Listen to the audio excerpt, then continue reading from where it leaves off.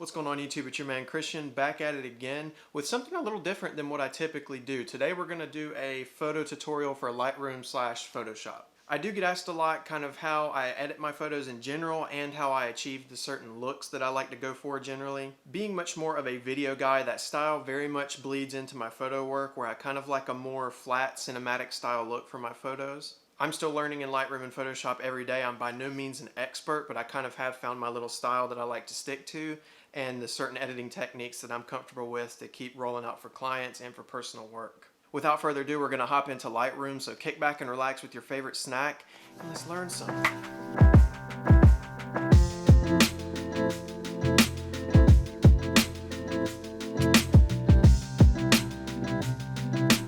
Alright guys, so here we are in Lightroom and these pictures are actually super fresh. I just shot them yesterday with my friend Josh, aka Storm.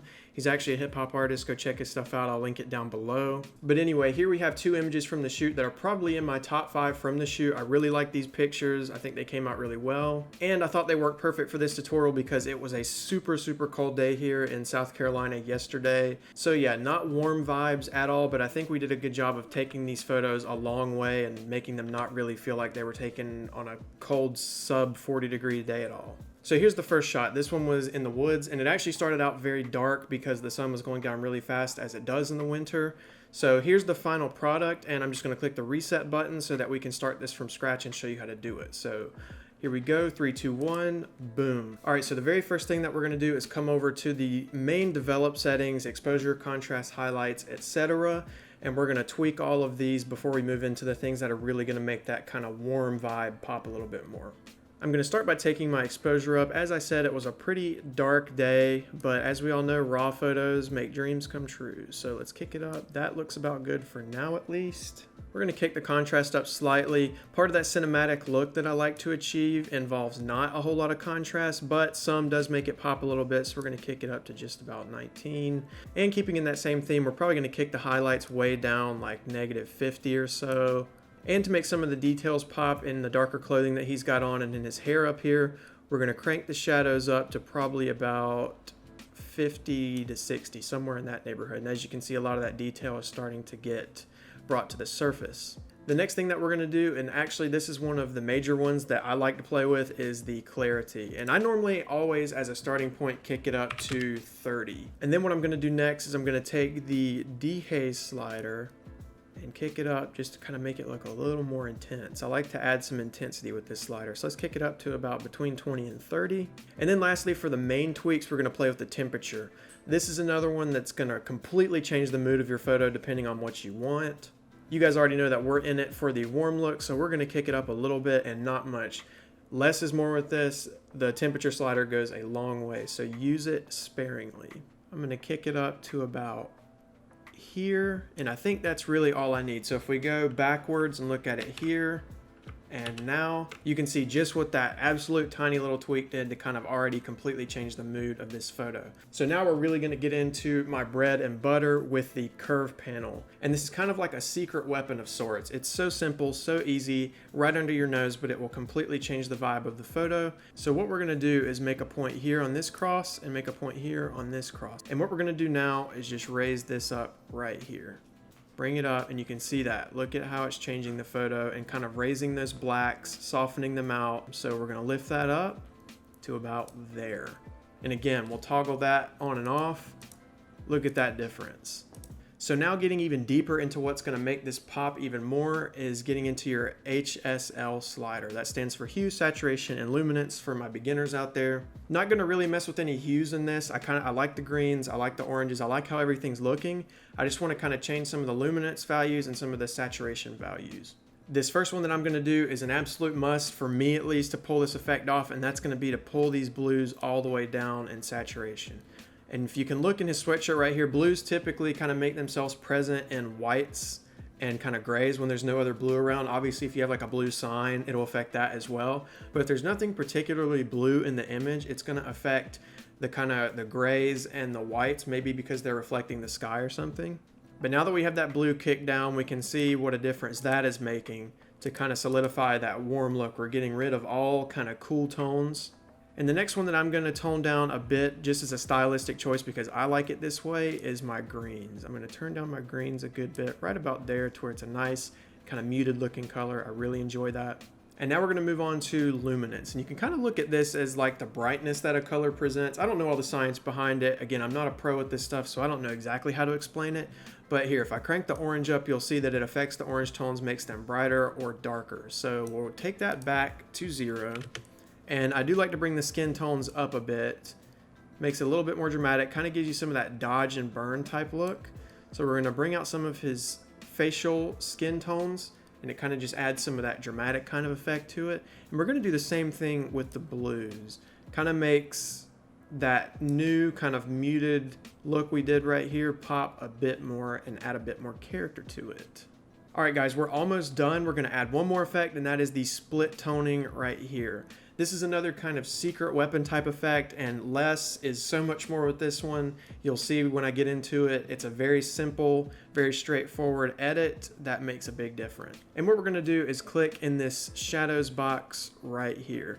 And I don't like the hassle with the eyedropper or anything. I just like to come straight forward to the middle to this kind of muted brownish orange look right here, and I click it.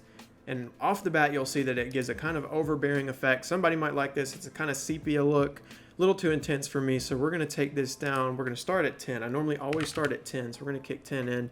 Still a bit too prominent for me, so we're going to take it down even halfway to 5.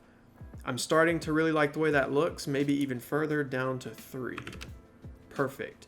Maybe you guys don't even see the difference in that. I am a perfectionist, and I always see the minor little differences. And I will sometimes tweak these things for hours, probably unhealthy, but to each their own. All right, guys, so this one is pretty much done. So what I'm gonna do just to drive it home and to kind of satisfy my OCD is to put a good crop on it. So we're gonna kind of take it down and kind of center the subject a little more, leave some headroom, scoot him over a little bit, and click enter. Boom, that is a beautiful image, you guys. That is the matte, warm look on the first one. So we'll do a quick before and after. I'll hit reset. Boom, backwards, boom. Look at that difference. That is absolutely insane. I love editing raw images, and I love this warm look so much. Just adds such a unique vibe to the photo. So now we're going to work with the second photo. This one was the final product. We'll kick it back to the original right now. And off the bat, you can see this is a very plain image, lots of blues because it was just such a cold day, and it was kind of blue hour. It's that hour after golden hour where the sun's kind of set, and it's a little dark outside. I like to call that blue hour. So same song and dance with this one. I'm going to peek down at my notes to kind of see what exact changes I made to this because I did write them down beforehand so that I can get us closest to the original photo as possible.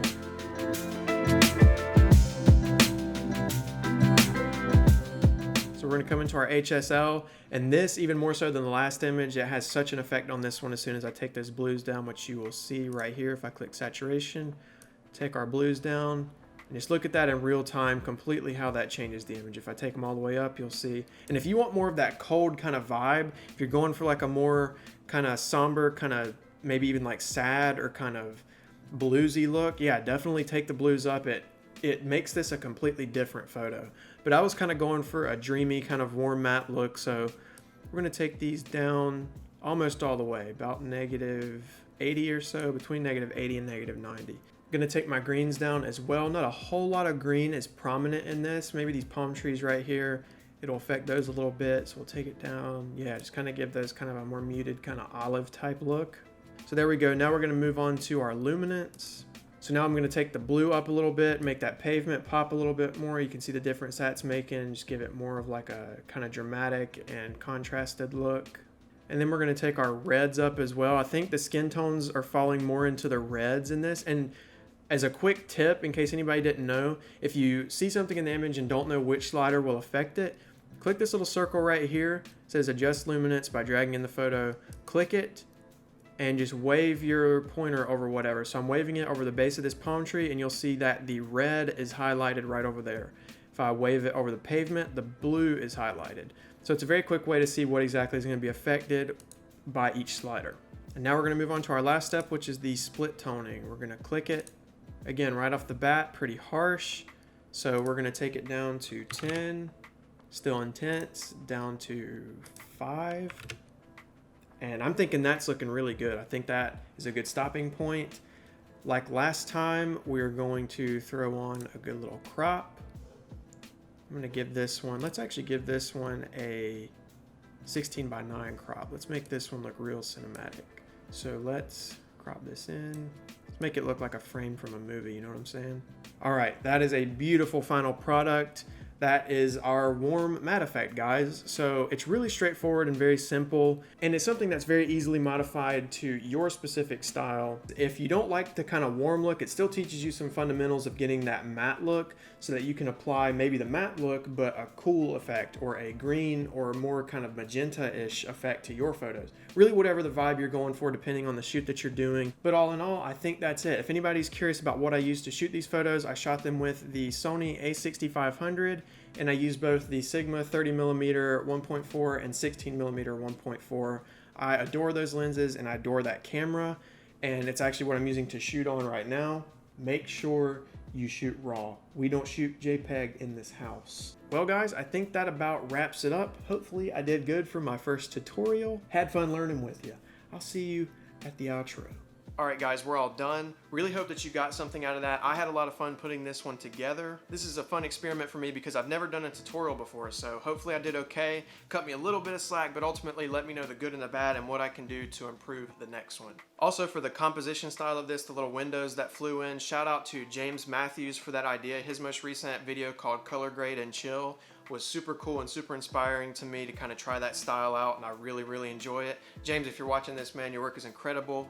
Really appreciate your knowledge. Always remember, you, yes you, please always remember that you are very blessed and very loved. I'm signing off for the day. You guys take care, and as always, I'll be back soon.